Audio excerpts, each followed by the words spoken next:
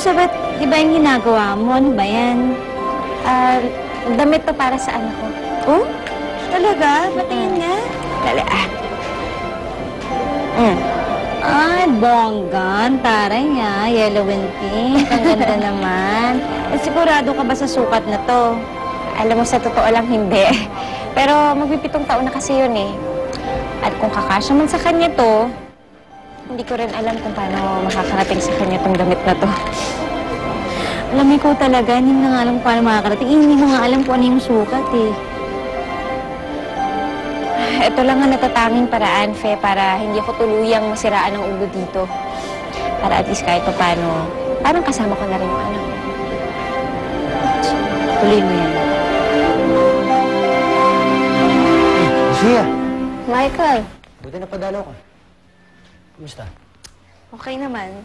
Sinamahan ko kasi yung asawa ko mag-ayos ng papers kasi aalis siya papuntang Dubai para magtrabaho. Kaya naisip ko na dumaan dito para mangumusta. Kasi nabalitaan ko nga na lumipat na kayo din sa bago niyong bahay. Mukhang ayos na ayos ka naman dito. Bagong bahay. Masayang new wife and kids. Wala na akong hanapin pa. Alam mo, Michael, sa totoo lang, nagulat talaga ako nung bumalik ka dito sa Pilipinas 4 years ago. Kasama mo na si Sofia. Na noon ay nagdadalang tao sa bunsong anak mo. Hindi talaga ako makapaniwala na kayong dalawang magkakatuluyan kasi na-expect ko na... Nahanapin ko pa rin si Elisa. Lucia, tapos na yun. Tapos na ako magpakamartir para sa kanya. Kaya alam ko, kailangan ko na rin mag-move on. Alam ko naman yan. At masaya naman ako para sa'yo eh. Pero hindi mo ba naisip yung pinsan ko, si Eliza? We don't have to talk about her kung ayaw mo. Okay lang naman eh. Pero Lucia, naisip ko pa rin siya. Kung nasaan na siya. Kung mabuti ba yung kalagayan niya. Kung naalala ko nilini niya. Pero hanggang doon na lang yun eh. Michael? Hi, Lucia. Hi. Sorry kung na-istorbo ko kayo. Tinanong ko kasi si Nina kung anong gusto niyang birthday gift para sa birthday niya bukas. Ako, nagulat ako sa sagot ng anak mo. Bakit, baby? Ano bang gusto mo regalo?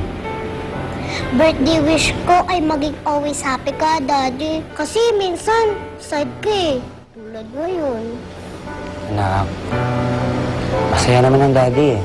Talaga po? Oo naman. Alam mo kung bakit?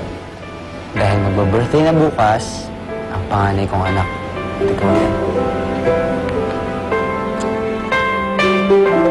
Maring mabuti naman lumabas ka na sa selda mo. Kamusta na ang pakiramdam mo? Mabuti na ako, magaling na ako. Ako, parati ka na lang nagkakasakit ha. Mabuti pa sabihin mo kaya sa warden na mag-request ka magpapacheck up ka. Hindi na.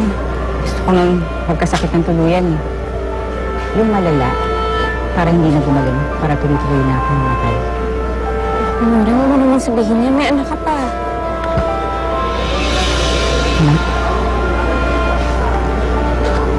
Wala na akong anak. Pinampo na siya sa iba. Hindi ko alam kung nasa na siya ngayon eh.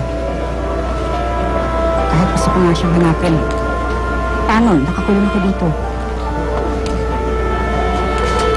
Para ano pa para mabuhay ako.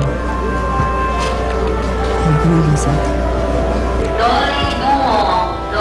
Dolly, dungo! Dalaw! Tumiyak yun. Naalala naman niya anak niya. Oo eh. Kawawa naman si Noring. Pareho na kami ni Noring. Ako, hindi ko alam kung makikita ko pa ang anak ko.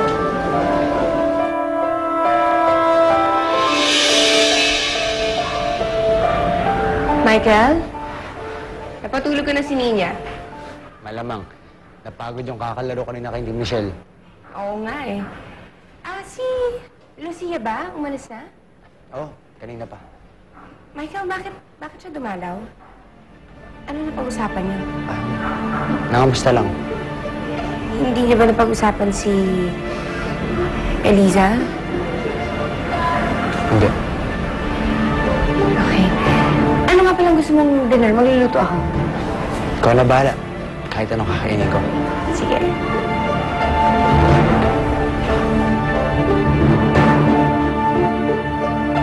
Lisa, may dalaw ka. Ako po? Inalaw po ako. Oo, nasa visiting area siya. Pero sumunod ka sa akin. Uy, Mala, Elisa, after 6 years na ka lang nagkabisita. Sino kaya yun? Hindi ko alam, pero sana si Michael yun. Sana kasama niya si Nina. Oo nga, pero sundan mo na para malaman kung sino. Naku, alam mo, pag si Michael talaga yun, nagkasama niya yung anak ko, may himatay talaga ako sa tuha. Sige, pupunta na ako. Naku, dahan. Nasaan ba yung bisita ko? Nandun siya. Elisa, siya ang bisita mo. Sige, masalamat. O sige, maiwan ko muna kayo, ha? Hello, Lisa. My name is Attorney Luis Sarmiento. Can I offer you to sit down? Muna tayo. Sandali lang to. Bakit niyo alam ang pangalan ko? Lisa, sabihin natin matagal na kitang hinahanap. Taga-Palawan kasi ako. At pamilyar ako sa kaso mo. Kakilala ko kasi abogado mo dati, si Attorney Domingo. Anong kailangan niyo sa akin? Bakit po kayo napunta dito? Well, I'm here to offer my services. Bilang isang abogado mo, gusto ko lang tulungan makalabas dito. Pasensya na, wala akong pambayad sa inyo. Elisa, sandali lang. Upo ka muna, sandali lang po. Unang-una, hindi ako nagpapabayad. In-offer ko ng libre ang serbisyo ko para sa'yo. Anong kapalit? Walang kapalit. Ang gusto ko lang makita ay makalabas ka dito. Simple.